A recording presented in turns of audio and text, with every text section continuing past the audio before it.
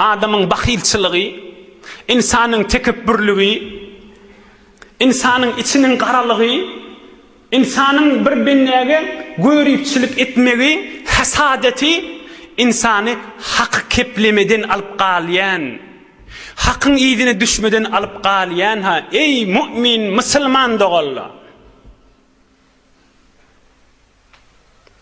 Ondan çürüyüm hemmeniz biliyeniz Kur'an-ı Kerim'de Kul a'udhu bi rabbil falak, Falak surasında Hudayay diye anırdı bir telekeler zanab Huday şon şerrinden saklasın diyen zadın bir neme ve min şerri hasidin iza hasad ve min şerri hasidin iza hasad. İçi kara adam, görüp adam, hasud adam, bakhil adam Hudaya şon şerrinden saklameni deyip Kur'an'la aydıptır da şunu. Lep Falak surasında var. Hudaya içi kara, bakhil, hasud adamın şerrinden sakla bizi. Hudaya sana panah.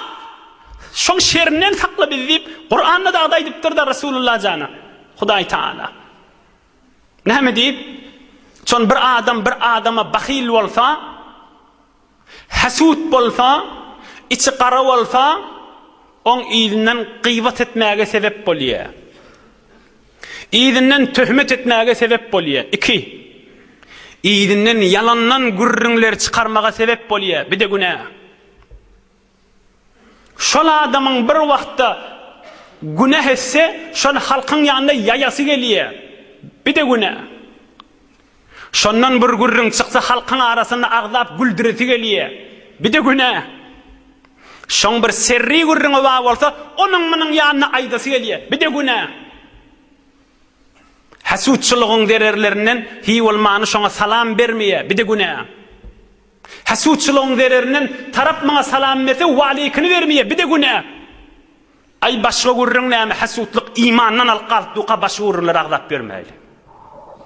İçi karalık vaktiki alim adamları imandan alqalandan sonra başka da gürrün etip vermeliler oluyada.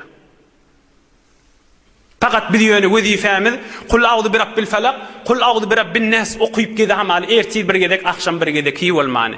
Hudaya hasudun şerrinden sakla deyipti. Yönü şonu aydıptı Hudaya salıp oturmasak başka çare yok bolmalı.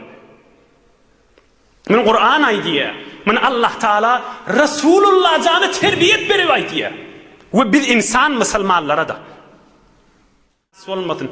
Adamın içine bakilçılık düşse ne etmeli onunla?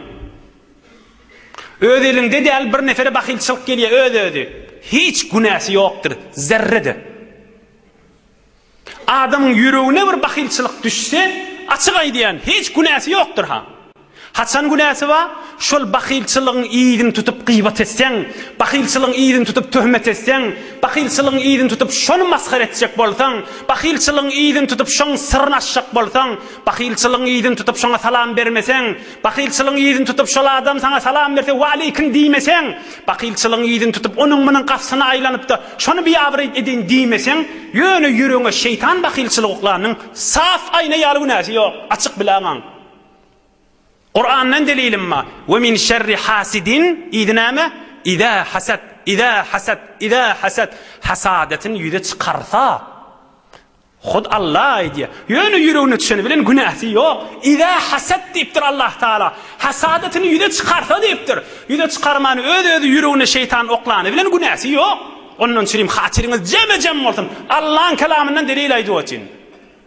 Biz Huday saklasın hasadetten, içi karalıktan, Müslüman doğanımızda bakilçılıktan ve Hudaya sığınıyat hasudun şerrinden Allah'ın buyruğunu lebbeyk diye ayet yasmınna.